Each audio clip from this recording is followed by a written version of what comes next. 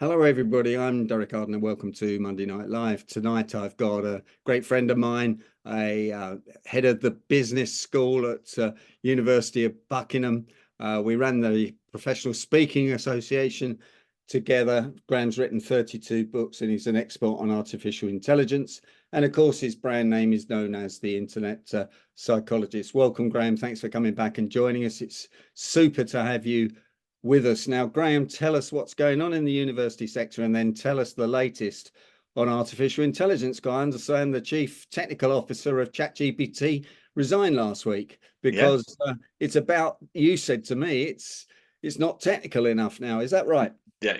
yeah. I'll come to that in a moment. But I just want to say thank you to everybody for attending. So lovely to hear the comments beforehand, and the fact that somebody has even turned up having not put her makeup on. It's that important. I think that was fantastic. Thank you. As you can tell, my makeup is perfect. So, um, thank you so much. The university sector in the UK is in turmoil because of various things done by the previous government and by the current government not doing things. So we're down on students across universities across the UK, and the picture's not looking good. The Office for Students, who are the regulator for higher education in the UK, reckon that 3 or 4 universities will be bankrupt before the end of the year. And they're looking at maybe 9 universities having to merge because if they don't, they'll be bankrupt next year. So currently, they're saying that over 40% of British universities are in severe financial trouble, and that by the end of next year, it will be 83% of British universities will be in financial trouble. But before my American colleagues go, well, if you only had our system, you'd be better, because higher education the world over is in trouble. And the reason it's in trouble is because of big tech companies like Google, like Amazon, because they're already telling people you don't need a degree. So we will give you a degree. We'll work out how to give you a degree. So what they're doing is Google, for example, last year said it would pay off the student debt of uh, people who wanted to work at Google. And they're leading the way in organizations doing what you might call a portfolio qualification route. And much of that will be delivered by artificial intelligence. So it means that Google can go to somebody and say, we want you to do this kind of work. We normally expect you to have this kind of degree, but what you'll do is you'll do these courses that have been created by artificial intelligence, and then we will give you the equivalent of a degree for that. And they will be looking to people like Harvard, like Stanford, to accredit those degrees. So universities the world over are going to become not places where students go anymore, but they're going to be places that just accredit qualifications. Wow. So there's a lot of change in the university sector the world over, and a lot of that is because of artificial intelligence and because where we are with technology. And basically, Google's responding to the fact that universities were not producing the kind of graduates they needed. I was in a meeting at the university today, and we're talking about things that we should have done. I mean, I even said it in the meeting. We should have done this as a university, hundreds of years ago, but we're still not doing it. And the example I always use, and forgive me if I've already said this to people here, but the example I use is the concept of a lecture theatre. So if you go to Cambridge University. Cambridge has the oldest lecture theatre in the UK. It's actually not the original, it's a replica of the original, but the original itself would have been just about 800 years old. And you have got in it a stone chair at the back of the stage, and you've got a lectern, a fixed lectern at the front of the stage. And the reason you had those is because the professor sat in the chair at the back of the stage. And the professor was called the chair. So you often have The professor is the chair of medicine or the chair of business or whatever. And in fact, there's a fantastic Netflix series called The Chair, which is about an American academic. It's very funny and it's very good and reflects the academic world very well. So if you've not seen it, it's worthwhile watching. And that they sat in the chair because they were far too superior to talk to students. So what they had, somebody at the lectern, where you delivered the lecture, was somebody called a reader. And so in the hierarchy of universities, you have lecturer, senior lecturer, reader, professor. And the reader was the person who stood at the lectern and read out the lecture because the professor was far too important to speak to students. So go back 800 years at Cambridge, this is exactly what happened. The reason you needed a reader and everybody had to sit in the room was because the students could not read. 800 years ago, they could not read. So you had a lecture theatre to deliver a lecture that was read out by the reader, and people learnt by listening. Well, every student at every university the world over now can read. So why have we got readers? Why have we got lecture theatres? We don't need them. And yet, so we have got the design of buildings in universities that's really, 1,000 years old. And so we haven't moved on. And the whole world of academia is really still stuck in, hundreds of years old. And unfortunately, that means that we're not delivering what the business world necessarily wants. And that means the business world, big companies like Google and Amazon have gone, well, if you're not going to do it, we'll do it ourselves because we can afford to do it. So, yeah, Carl's point about, yes, giving them lifelong debt for not really doing anything. Yeah, absolutely. I think that's happening here. It's happening in many countries around the world. So, yeah, I think artificial intelligence, technology generally, and big technical corporations are all combining to dramatically change the world of higher education. Wow. Wow. And the university's got a lot of debt, Graham, I suspect. Oh, loads of debt. Yeah, I mean, luckily we have little debt at Buckingham, but every university's got lots of debt. Yeah. And it's all usually in the halls of residence, isn't it? Because they very often own the halls of residence or Yeah, I mean, that's another thing that many students now are living at home. So the halls of residence are increasingly empty. mm, And in the UK, something like 25 to 30% of all university income comes from their halls of residence. mm, Well, if you've got loads of empty rooms, you're dramatically reducing a significant portion of your income mm, because students can't afford to live away from home. So they live at home and commute to university. sure. So the culprit's artificial intelligence, Partly, yeah. chat GPT, etc., and a few of the others. Tell us what's going on there. Well, I just tell you that going back to Cambridge, a colleague of mine was at a conference in Cambridge 2 weeks ago, and came back from that going, "Are you using ChatGPT, Graham?" And I went, "Yeah, I use it every day." And he went, "Well, dear, oh dear." He said, "Why are you using something so old-fashioned?" Now, for those of you who can't remember, ChatGPT came out in November 22. It is just about to celebrate its second birthday, and in the world of artificial intelligence, people are saying it's old hat, and we've got to move on because it's just so old-fashioned. Why are we bothering with it? So I don't know on this call tonight how many of you are using ChatGPT every day. But if you're not using ChatGPT, even if you are using it every day, you're using old-fashioned technology now. It's not even 2 years old, and the people at the forefront of artificial intelligence who were at this conference in Cambridge that my colleague went, really is old. And that was confirmed really by a day or two later when the chief technology officer of OpenAI, which is the company that runs ChatGPT, she resigned to go off and run her own business looking at the next generation of artificial intelligence. So she's given up really on OpenAI's way and wants to explore better ways herself. Graham, let's see. Let's just have a hands up. How many Yeah, people are using ChatGPT at least daily or every other day? Yeah, yeah, about half not of many them. Yeah, hands up there, Graham. yeah, yeah. that's good. But yeah, I'm one of those hands up. Yeah, but I'm Okay. just saying that we're using old-fashioned technology now.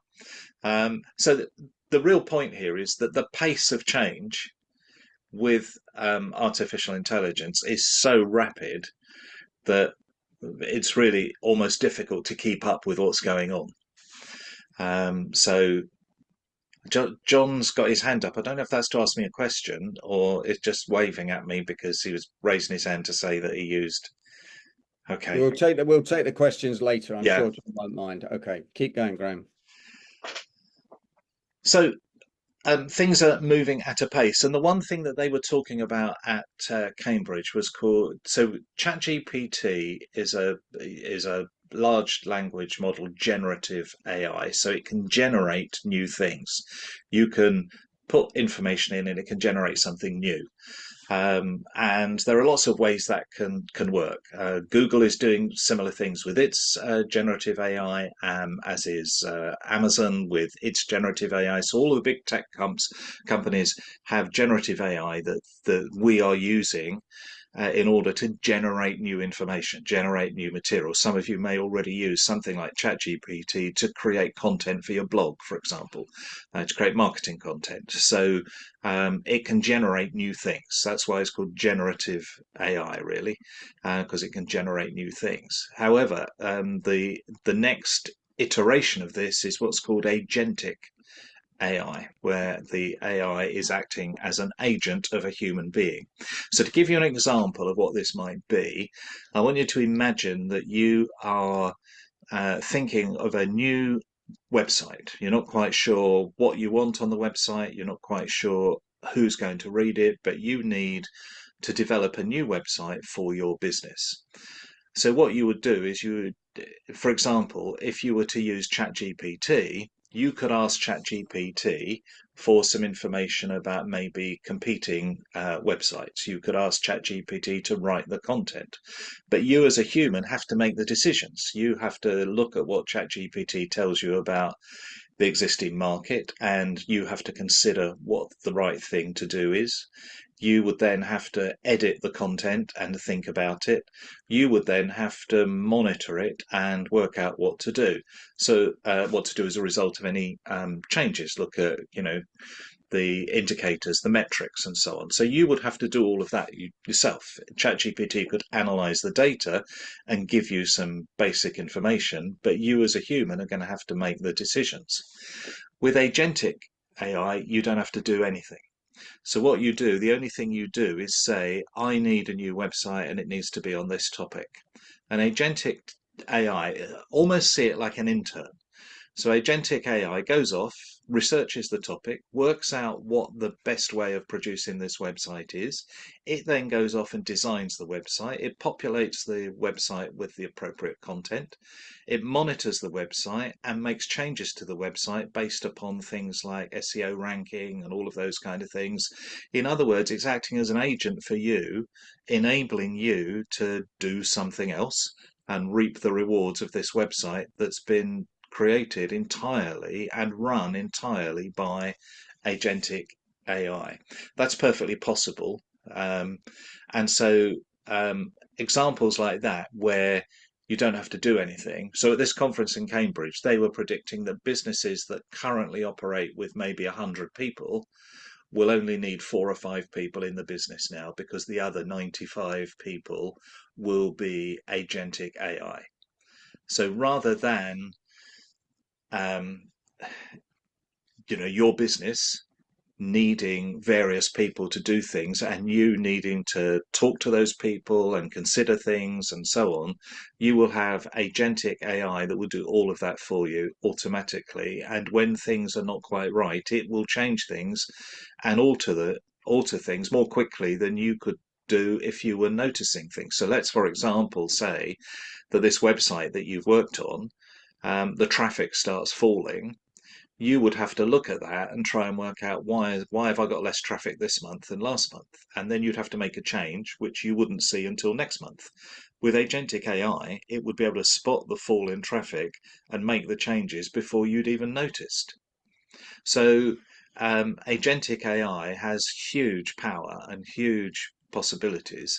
And so this is the next kind of development of where we're going from generative AI to using agentic AI to effectively completely replace human beings from administrative, creative, and tasks that involve us, sitting in an office. It's obviously not going to replace things where physical actions are needed at the moment because robotics isn't quite up there yet.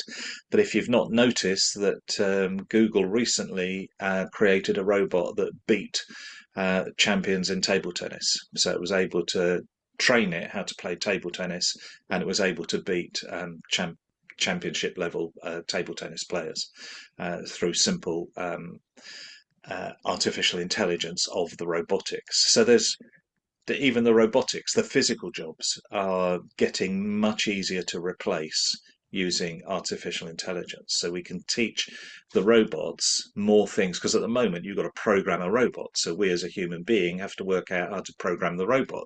With artificial intelligence, it can use many more data points and program the robot before we've even worked out what we need to do.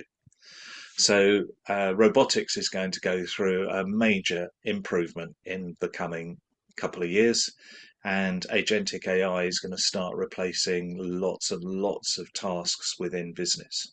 So I think those are the two key things that are probably we're going to see dramatic shift. And if the people who are running this now are saying that ChatGPT is old-fashioned and it's only 2 years old, when Derek calls me back on the program in 2 years' time, yeah, the world will have changed dramatically again. Should we be scared, says Tim? Uh, though I was reading an interesting article the other day about the pros and cons of artificial intelligence, and they were saying in this article that there's lots of people with scary kind of Elon Musk was one of them saying that human life is going to be extinct and all of that. We're not going to be extinct unless we allow AI to overtake us. And so ultimately we can make the decisions as to what to do. So I don't think we need to be scared. The things we should be scared of are bad actors, bad human actors using AI, for example, to do cyber fraud and so on. So allowing people to bad humans to use AI is what we should be scared of. But I don't think we should be scared of AI itself, because we can decide what to do with it. You could, as a business, for example, decide you're going to do everything as humans and you're not going to have agentic AI in your business. That's fine. You can do that. But you just got to work out how you would compete with somebody who does use agentic AI. And there'll be a way you can compete, I'm sure. But there'll be customers who don't want material developed by agentic AI. They want the human touch, a bit like, some people don't want their clothes made in a factory in Bangladesh. They want it done by a tailor in Savile Row. So there will always be a market for that human intervention against AI. So you can make a decision as a business whether or not you go with agentic AI, but that's just how you compete. That's a decision that you have to make as a business owner on how to compete. Just in the chat, how would AI represent emotion-based decisions? So emotion-based AI is almost there. So emotional AI machines already exist. They can come up with emotional responses to things in the same way that humans do, and they get the same emotional response that we get to the information that's going into them. So emotional AI is not far away in terms of being able to be used as a basis for things. We can already see the beginnings of that in the recruitment area. So it can make an emotional response to the person who's filled in a job application. Because any of you who've employed anyone know that you make up your mind on whether or not to employ that person in the first minute of the interview. And then you conduct the other 59 minutes just out of politeness. Yeah, so that's what happens, isn't it? And so you justify your decision in the first minute because your decision is an emotional response. to that person, because you know that person is going to fit with your business. They think like you, behave like you have an emotional response that says you're going to fit within this team, so I'm going to employ you. Already in the world of recruitment, there are bits of AI that are already able to start doing that. So the world of recruitment uses a lot of AI, and it's already beginning to put those emotional responses into it. So it's starting to get the people who are most likely to fit with the organization. And if you think of big companies like, Google, for a single job, they'll have, 5,000 applicants or more. It's impossible to go through all of those and work out who to employ. So they have to use artificial intelligence to sift through it all. Otherwise, it would take them years to employ that individual by the time they've been through everything. So they can't possibly do that. Will agentic AI be used on the dark web? Well, everything's used on the dark web, so yes. So it's inevitable that all of these things will be used on the dark web. Yeah, I'm afraid. So maybe that's the bit that Tim should be scared about. But it is those bad actors. It's people using agentic AI, for example, in the dark web for things like, human trafficking or drug dealing or, arms dealing and all of those kind of negative things that they would be using agentic AI for, because they could make money out of it. But yeah, that's a whole nother issue, isn't it, about how we legislate. So the EU is just about to legislate about the use of AI, and I'm not sure about other countries where they are with their legislation, but the EU's legislation is almost ready. And I know that doesn't include the UK anymore, but I'm sure that we have established an AI legal response. So we're working on it in the UK. I don't know where they are with that at the minute, but yeah, we're working on the UK in terms of legislating for what AI can and cannot be used for. So if it ended up on the dark web, then you're looking at criminal acts, and that will be dealt with by the criminal law at that point. It's interesting how the financial services industry will deal with this, because we're all worried about our passwords and our logins and voice recognition software, which will obviously be able to mimic our voices. What's happening about that?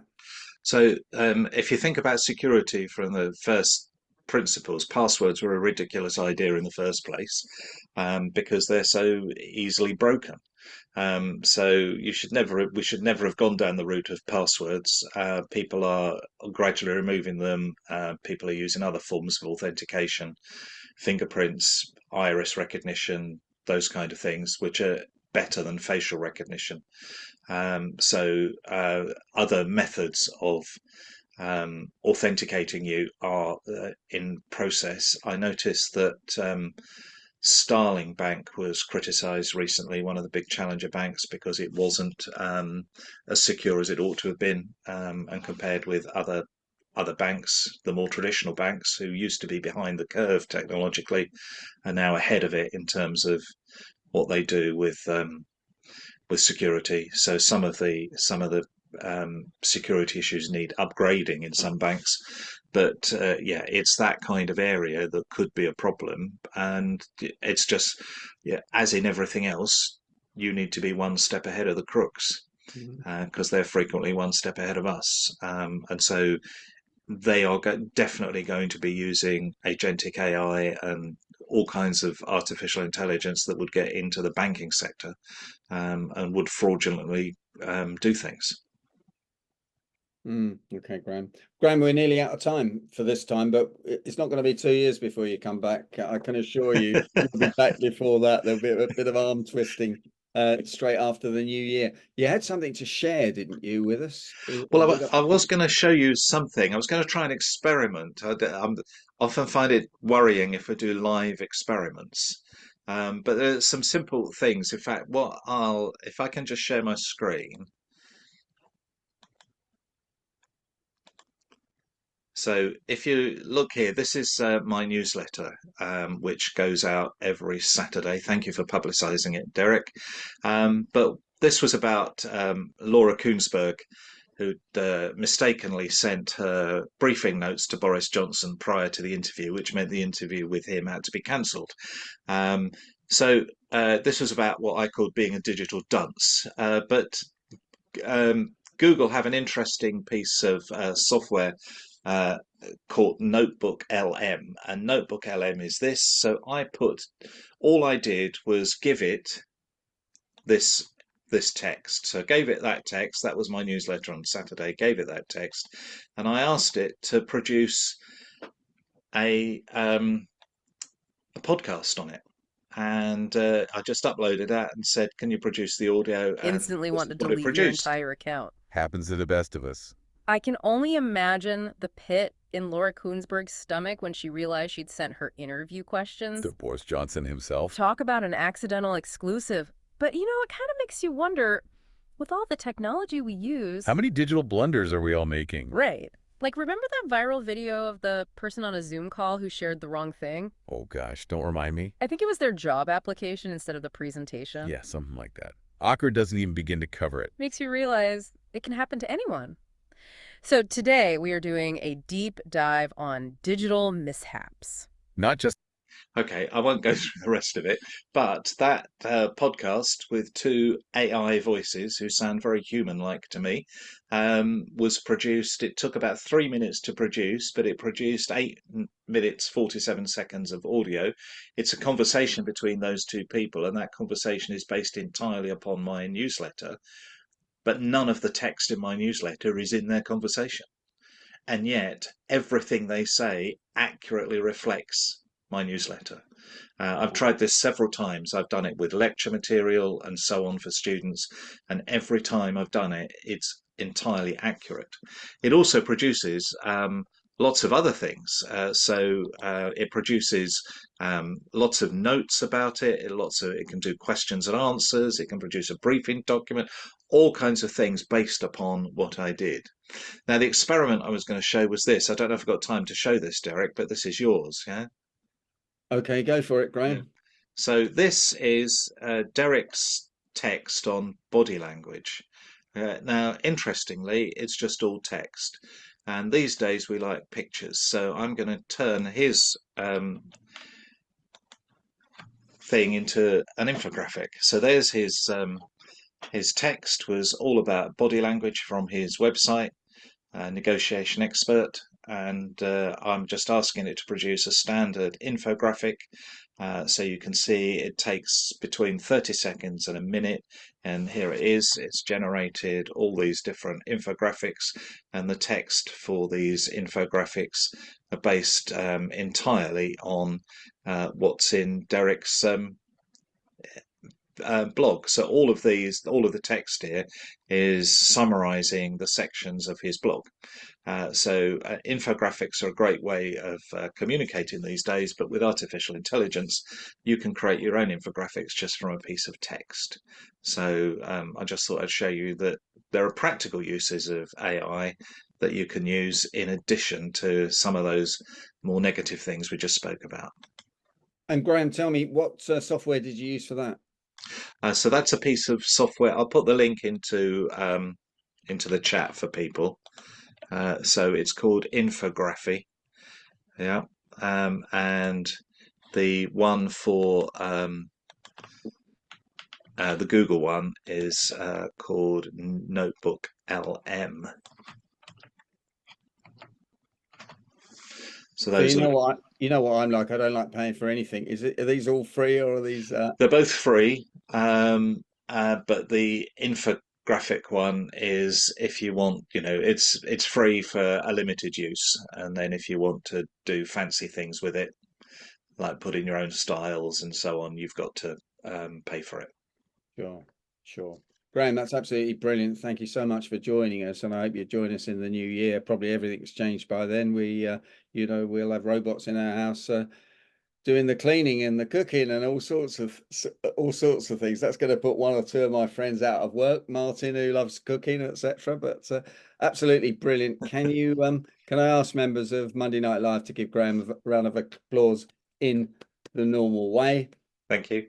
Thank you so much. And Graham's agreed to stay on to answer your questions once I've closed this down.